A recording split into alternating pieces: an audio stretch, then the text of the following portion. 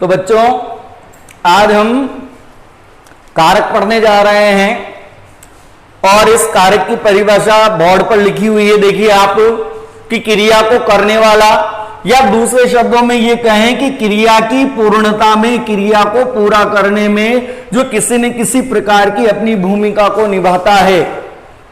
पहली बात क्रिया को करने वाला, और दूसरी बात क्रिया की पूर्णता में किसी न किसी प्रकार की जो भूमिका निभाता है उसे हम क्या कहते हैं? उसे कहते हैं कारक। तो ये तो हो गई आपकी पहली परिभाषा। दूसरी परिभाषा देखिए कि कारक वह व्याकरणिक कोटि है। इस कोटि से मतलब है आपके बिंदु। व्याकरण का एक ऐसा बिंदु है जो ये स्पष्ट करता है कि संज्ञा, सर्वनाम आदि शब्द जो वाक्य के अंतर्गत आए हैं उन वाक्य में स्थित उन संज्ञा सर्वनाम संबंधों का क्रिया के साथ क्या संबंध है, किस भूमिका से वो संबंधित है, उसे हम कहते हैं कारक। तो दो परिभाषाएं हो गई है आपके कि कारक किसे कहते हैं कि क्रिया को करने वाला, दूसरे शब्दों में क्रिया को करने में किसी न किसी प्रकार की अपनी भूमिका को निभाने वाला कारक कहलाता है। दूसरी परिभाषा कारक वह व्याकरण की कोटि है जो वाक्य में आए संज्ञा सर्वनाम उन शब्दों का क्रिया के साथ किस प्रकार का संबंध है या किस प्रकार की भूमिका से वो संबंधित है, उसे हम कहते हैं कारक। विभक्ति किसे कहते हैं? कारकों का रूप प्रकट करने के लिए जो शब्द चिन्ह शब्दों के साथ लगते हैं उन्हें कहते हैं हम विभक्ति।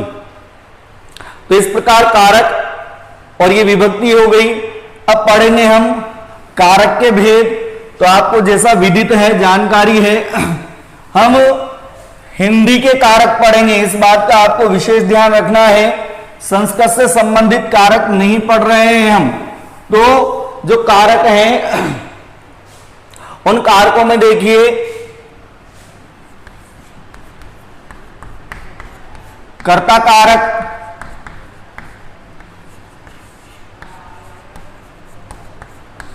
कर्म कारक, करण कारक,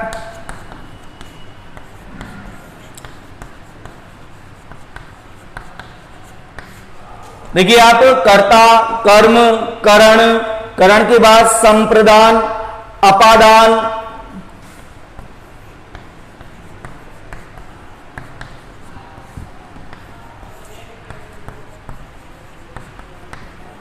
संबंध,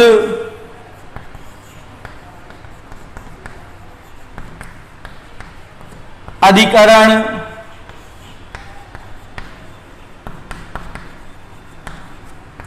और ये संबोधन।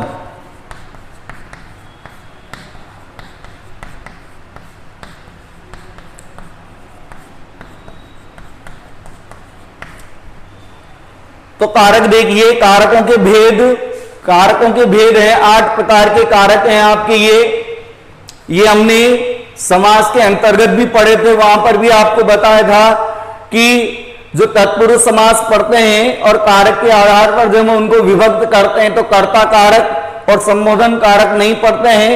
बाकी इन 6 कारकों की जो विभक्ति होती है उसके आधार पर हमने पढ़ा था 6 प्रकार का वो समास है। यहां पर हम विभक्तियों की बात करें तो कर्ता कारक, कर्ता की विभक्ति याद है आपको ने, कर्म की विभक्ति है आपके को, करण की विभक्ति है आपके ये से या के द्वारा, संप्रदान की विभक्ति है आपके ये के लिए, अपादान इसकी विभक्ति भी है आपके से, लेकिन अलग होने के अर्थ में। और भी कौन कौन से अर्थ में इसका प्रयोग होगा वो आगे हम पढ़ेंगे। संबंध का, के, की,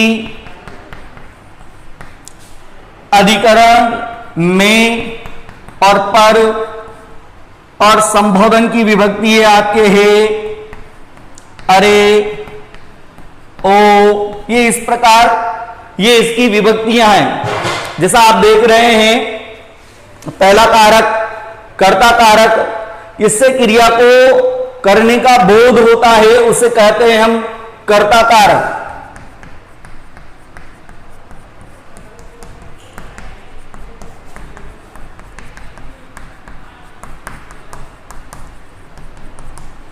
ये जिससे क्रिया को करने का बोध होता है, यानी वाक्य के अंतर्गत क्रिया को संपन्न जो कर रहा है उसे कहते हैं हम कर्ता कारक। और जिस पर क्रिया का प्रभाव या फल पड़ता है, अर्थात क्रिया का फल भोगने वाले का जो बोध होता है,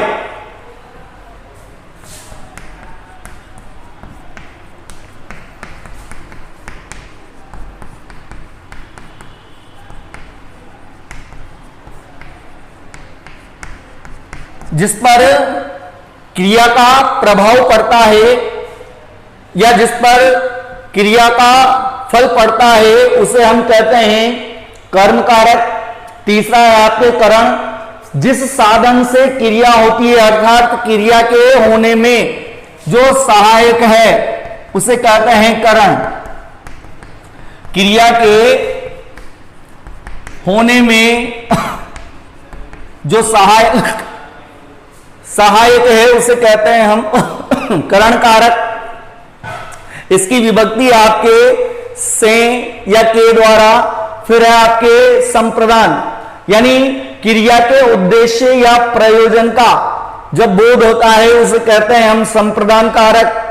अपादान, क्रिया के स्थान परिवर्तन का बोध होता है, उसे कहते हैं अपादान। इसके बाद संबंध में अन्य पदों से, उस वाक्य के अंदर अन्य पदों से क्या संबंध है, इन संबंधों को सूचित करने वाला संबंध कारक है। क्रिया प्रक्रिया संचालन का आधार अधिकरण है, और जिससे संज्ञा को संबोधित किया जा रहा है वो है आपके संबोधन कारक। तो ये इस प्रकार 8 प्रकार के आपके कारक हैं, कर्ता, कर्म, करण, संप्रदान, अपादान, संबंध, अधिकरण और संबोधन कारक। अब देखिए हम इसमें नंबर 1 पढ़ेंगे कर्ता कारक।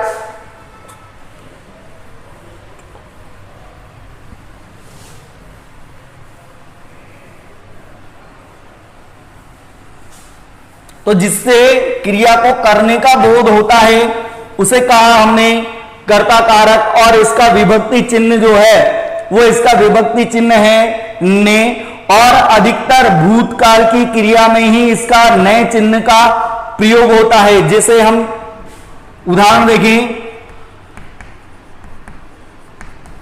विद्यार्थी ने पत्र लिखा, विद्यार्थी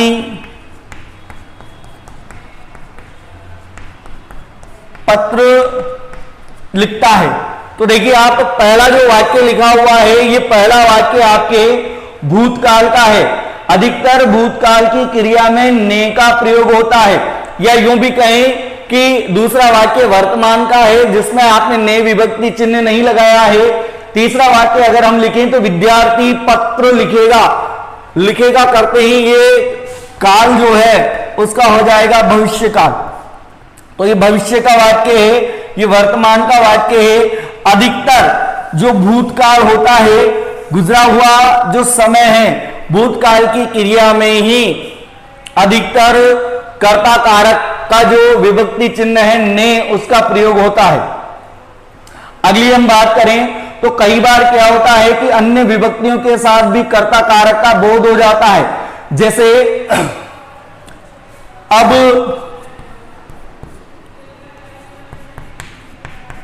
बालक को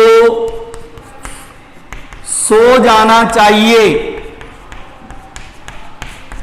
एक और वाक्य देखिए, राहगीर को दूर जाना है। अब इन दोनों ही वाक्यों में देखिए कि यहां पर जो ये विभक्ति चिन्ह है, भले ही ये को है लेकिन ये कर्म कारक का नहीं है। सो जाना चाहिए, ये जो क्रिया है इसको संपन्न ये करेगा बालक, इस कारण यहां पर ये कर्ता कारक ही है। उसी प्रकार राहगीर को दूर जाना है, दूर जाने की क्रिया, ये जाने की क्रिया राहगीर ही संपन्न करेगा। इस कारण ये कर्म कारक न होकर यहां पर ये कर्ता कारक ही, यानी अन्य विभक्तियों के साथ भी कर्ता कारक का प्रयोग हो जाता है। इसके अतिरिक्त देखिए असमर्थता के अर्थ में कई बार से विभक्ति चिन्ह का प्रयोग होता है असमर्थता के अर्थ में। जैसे रोगी से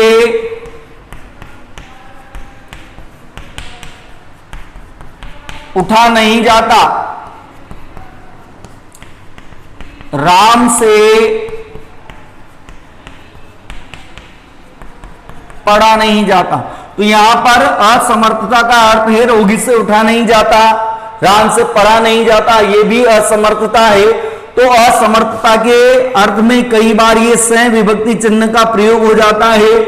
लेकिन यहां पर कारक की जब हम बात करें तो यहां आपका जो कारक है वो आपका कर्ता कारक ही है। तो इस बात का आप विशेष ध्यान रखें कि असमर्थता के लिए विभक्ति का प्रयोग सह विभक्ति का प्रयोग हो जाता है।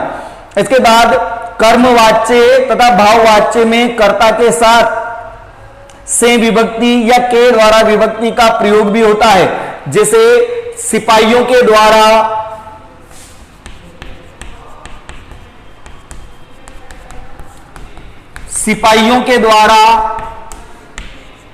दर्शक पीटे गए, तो ये पीटने की क्रिया सिपाहियों, ये आ गया आपका के द्वारा।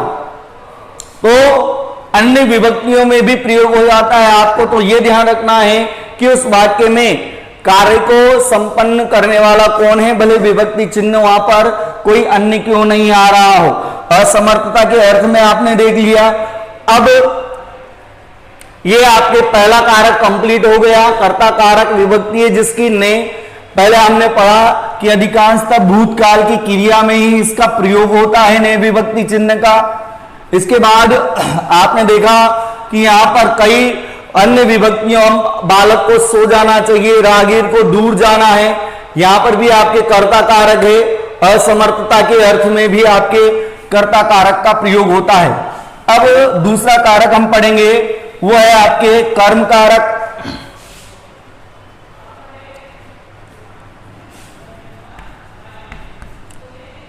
और इस कर्म कारक का विभक्ति चिन्ह है आपके को।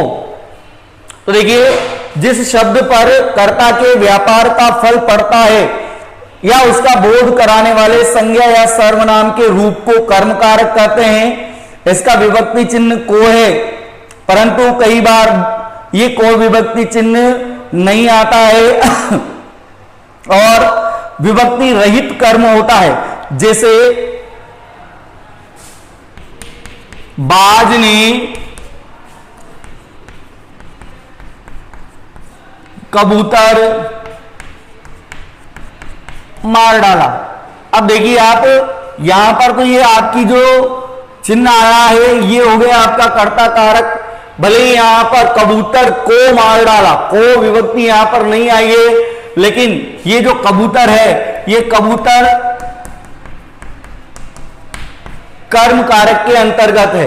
यानी कहने का आशय ये है कि कई बार कर्म कारक की विभक्ति चिन्ह, कर्म कारक का विभक्ति चिन्ह जो है वो लोप हो जाता है।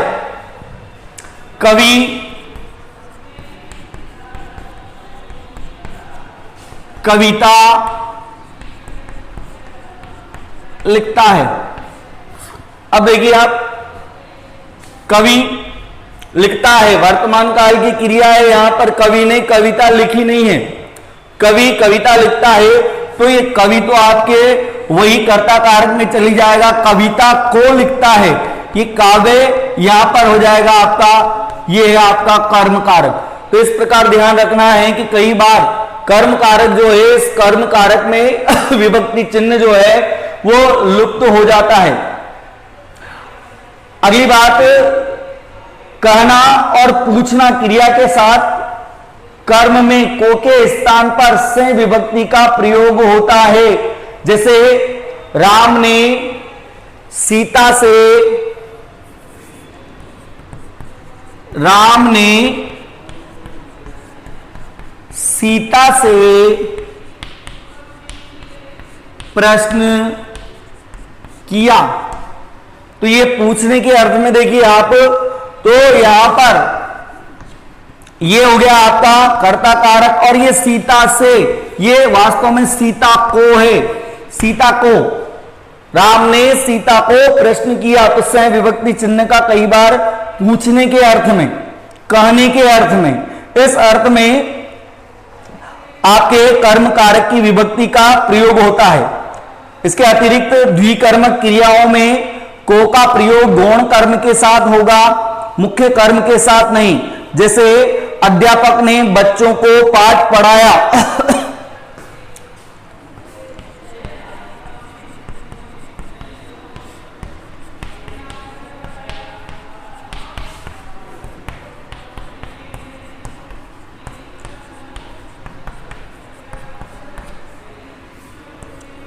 माता ने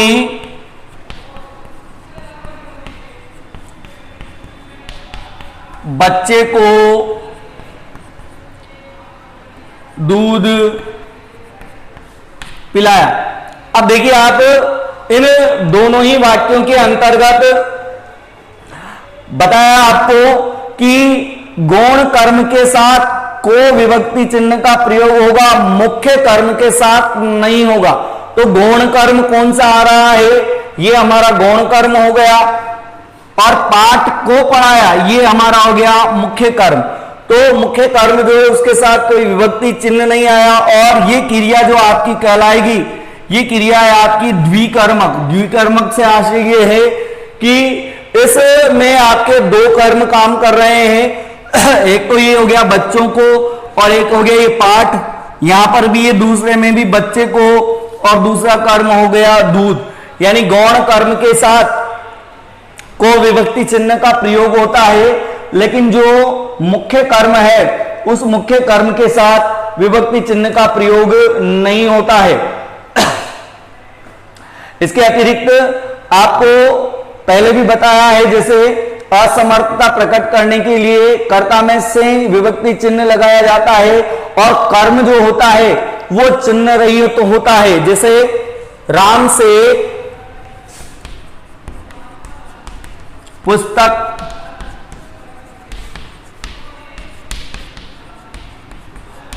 पढ़ी नहीं जाती।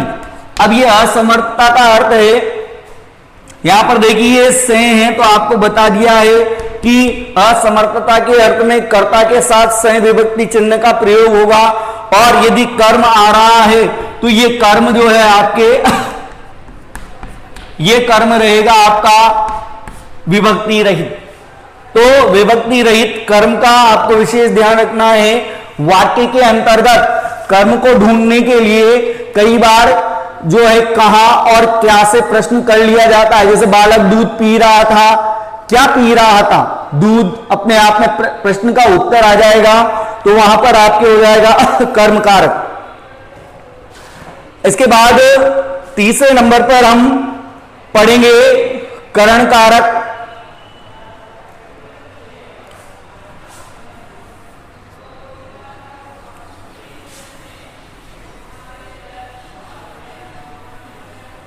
और करण कारक जो है उसकी विभक्ति चिन्ह है आपके से या के द्वारा।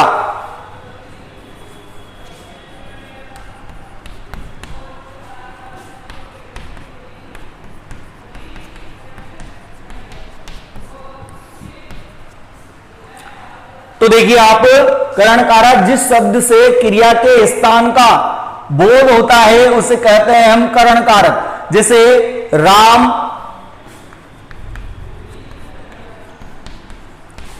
लाठी से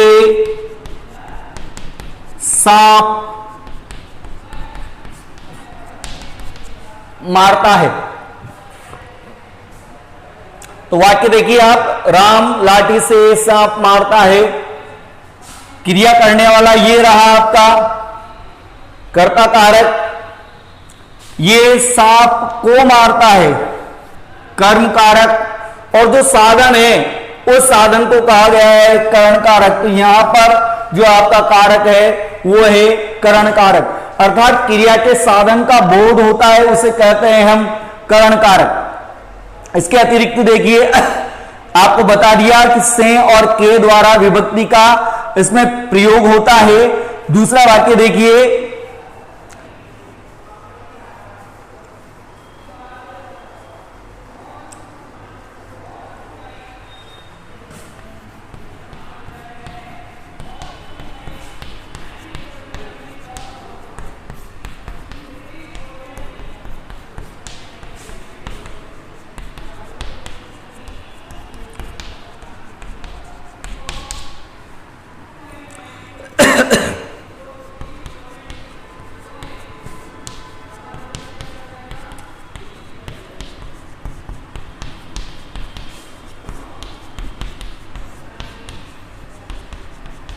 दोनों ही वाक्यों को देखिए, पत्र द्वारा, अब यहां पर के नहीं है लेकिन पत्र के द्वारा ही है ये, तो यहां पर आपका जो कारक है वो है करण कारक। मजदूर ने गुड़ के साथ, ये वही है साथ, के द्वारा या के साथ, इसमें के साथ विभक्ति चिन्ह का भी प्रयोग हो जाता है, तो यहां पर भी आपके जो कारक है वो करण कारक ही है। आगे देखिए आप नंबर 4 पर हम पढ़ेंगे संप्रदान, और संप्रदान में है संज्ञा या सर्वनाम के उस रूप को जिसके लिए क्रिया की जाती है उसे कहते हैं हम संप्रदान कारक।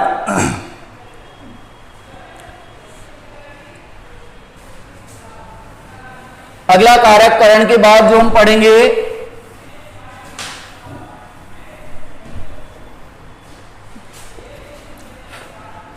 वो है आपके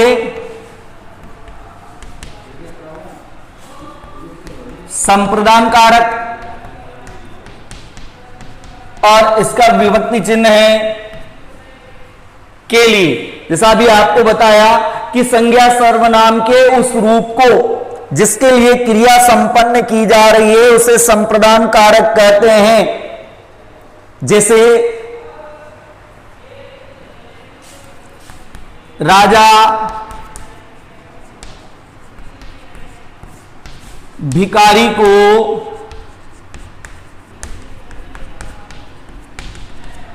धन देता है। वाक्य देखिए आप, राजा भिखारी को धन देता है, तो ये उदाहरण है। इसमें याचक के लिए, भिखारी के लिए धन दे रहा है, अतः जो याचक है वो याचक भिखारी के लिए, भिखारी को, भले ही विभक्ति आपके को आ रही है, भिखारी को धन देता है, भिखारी को धन देता है। क्या देता है? धन देता है। तो क्या से प्रश्न आंसर ये आया, ये कर्म कारक में चले जाएगा, भिखारी के लिए। तो ये को जो है ये के लिए की तरह प्रयुक्त में लिया गया है, इसलिए भिखारी है, ये याचक जो है यहां पर आपका जो कारक काम कर रहा है वो कारक है आपका संप्रदान कारक।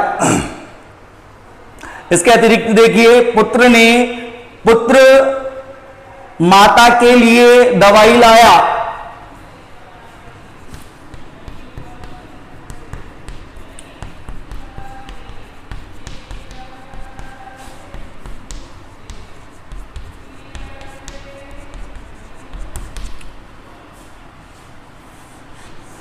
माता के लिए, यह हो गया आपका संप्रदान कारक। इसके अतिरिक्त किसी उद्देश्य के लिए कोई क्रिया अगर की जा रही है तो वो भी संप्रदान कारक ही होगी। इस कारक में दान उपकार का भाव भी प्रमुख रहता है, और अगर दान उपकार का भाव नहीं है तो वो आपका कर्म कारक ही होगा। जैसे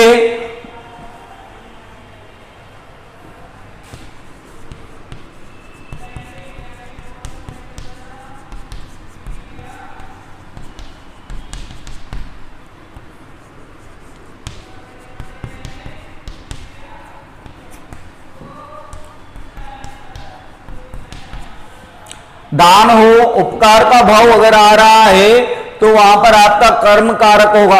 पहले वाक्य में देखिए, भूखे को खाना दे दो, भूखे के लिए खाना दे दो, देने का अर्थ दान देने का भाव है। इस कारण यहां पर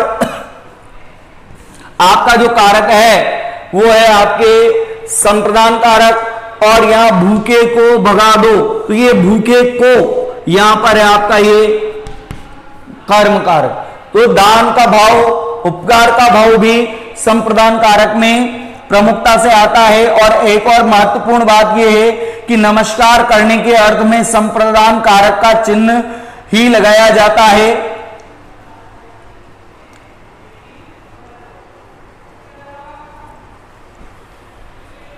नमस्कार के अर्थ में जैसे वाक्य आ गया ये, पिताजी को प्रणाम, तो यहां पर ये पिताजी को जो प्रणाम किया गया है, पिताजी के लिए प्रणाम, तो ये पिताजी में जो है आपके कारक, वो कारक आपका संप्रदान कारक ही है। इसके बाद नंबर 4 पर हम पढ़ेंगे अपादान कारक। इसमें संज्ञा या सर्वनाम के जिस रूप से किसी का अलग होना, डरना, सीखना, दूरी, तुलना, इस प्रकार के भाव उत्पन्न होते हैं, उसे कहते हैं हम अपादान कारक। और इस अपादान कारक का विभक्ति चिन्ह है से। इसके पहले भी करण कारक जो आपने पढ़ा, उस करण कारक का विभक्ति चिन्ह जो है, उस करण कारक का विभक्ति चिन्ह भी से है, लेकिन वहां अलग होने का भाव प्रमुख नहीं है। यहां देखिए आप अपादान कारक से, और मुख्य रूप से यही लिखा जाता है अलग होने के अर्थ में।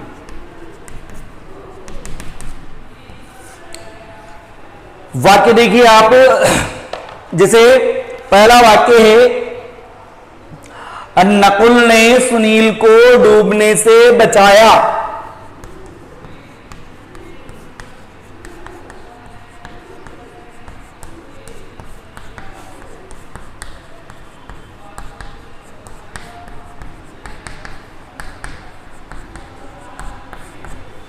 बचाने का भाव, रक्षा का भाव प्रमुख है, इस कारण यहां पर भी डूबने से, यहां पर आपका जो कारक है वो अपादान है।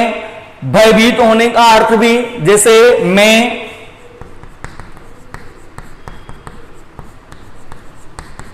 सांप से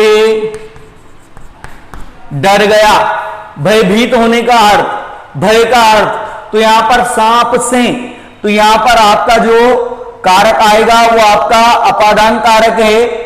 सीखने के भाव में, जैसे छात्र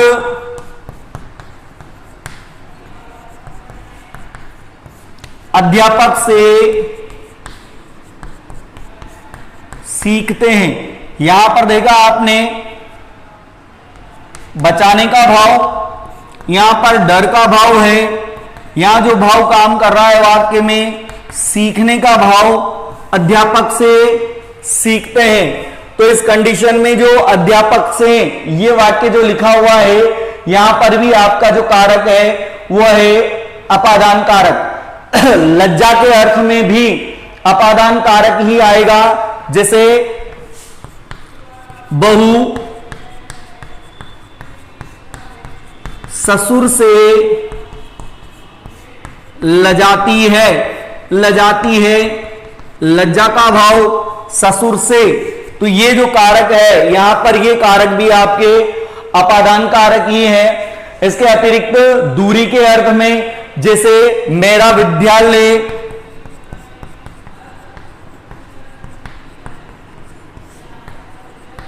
घर से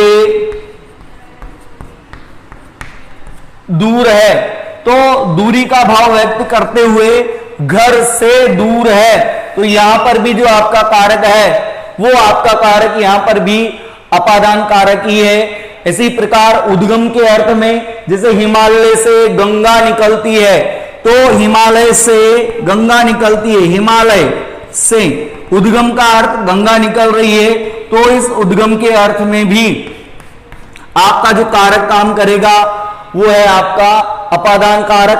तो इस प्रकार अपादान कारक जो है रक्षा के अर्थ में भी काम आता है, जैसे यहां पर हमने लिखा है बचाने का भाव रक्षा का ही भाव है। वाक्य आ गया ये कि जेब कतरों से सावधान। तो यहां पर भी ये जेब कतरों से सावधान, यहां पर भी आपका कारक है अपादान कारक। तो इस प्रकार अपादान कारक जो है वो अलग अलग भावों में काम आता है। बचाने का भाव, रक्षा का भाव, डर, सीखना, लज्जा, दूरी, उद्गम, सावधानी का भाव। इसके बाद हम पढ़ेंगे संबंध कारक। तो संबंध कारक के अंतर्गत हमने पहले बताया कि संज्ञा सर्वनाम के जिस रूप से उसका संबंध उस वाक्य के अंदर प्रयुक्त अन्य शब्दों से चलता है, उसका क्या संबंध है, उसे कहते हैं हम संबंध कारक। जैसे रमेश का भाई मोहन है, तो संबंध कारक जो है उन संबंध कारकों की विभक्ति चिन्ह आपको पता है का, के की। रमेश का भाई, ये लीजिए आप संबंध कारक हो गया आपके का, के की होता है। जैसे रमेश का भाई मोहन है, तो इस वाक्य में ये रमेश का, यहां पर का, के की, ये कारक हो गया आपका संबंध कारक। फिर अगला कारक जो हम पढ़ते हैं अधिकरण, जिससे क्रिया के आधार का पता चलता है।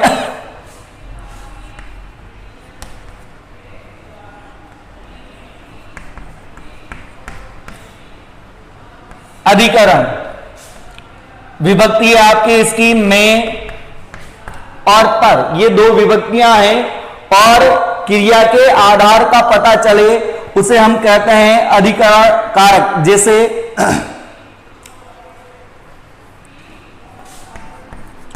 रुपया मेरे हाथ में है, बच्चा छत पर है। तो यहां देखिए हाथ में विभक्ति चिन्ह है, अधिकरण कारक है। बच्चा छत पर, में पर, यहां पर आपका कारक है अधिकरण कारक।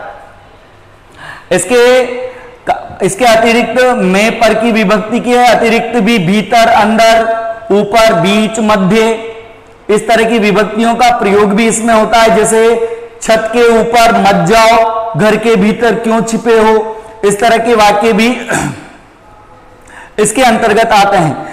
इसके अतिरिक्त अनेक में से चुनकर जब एक की तुलना की जाती है, तो वहां पर भी अधिकरण कारक की विभक्ति का प्रयोग किया जाता है। इन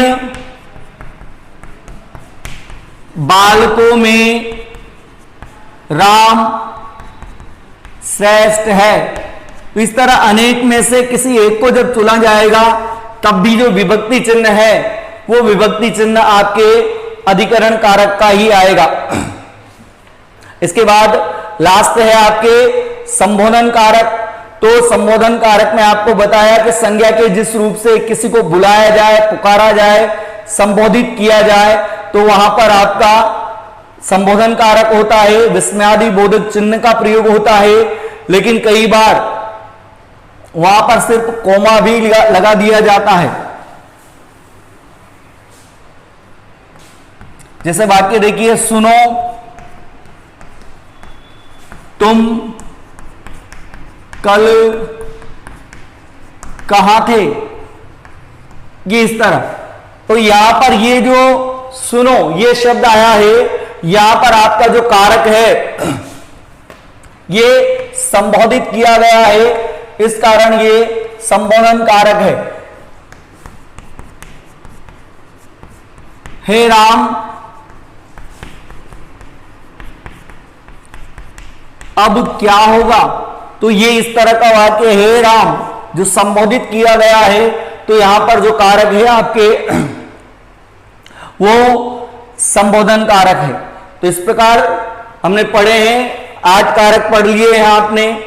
8 कारकों के अंतर्गत कर्ता कारक, कर्म कारक, करण कारक, संप्रदान पढ़ लिया, अपादान पढ़ लिया, संबंध पढ़ लिया, अधिकरण, संबोधन, ये इस प्रकार करके आपके कुल मिलाकर 8 कारक हैं। हर कारक आपको बता दिया गया है। ये इसी के साथ आपके जो कारक हैं वो कारक पूर्ण हो गए हैं। इसके अतिरिक्त आपको एक ध्यान रखना है कि पूर्व की कक्षाओं में या पूर्व की कक्षाओं से तात्पर्य इससे पूर्व जो प्रश्न पत्र हैं 2 या 3 वर्ष के, वो पूर्व के प्रश्न पत्रों को आपको देखना है और वहां पर ये आपको देखना है कि किस प्रकार के कारक या किस प्रकार वो आपसे वहां पर प्रश्न करता है कि कारक किस प्रकार पूछे जाते हैं। इसके बाद अब अगले बिंदु में है, हम कल मिलेंगे।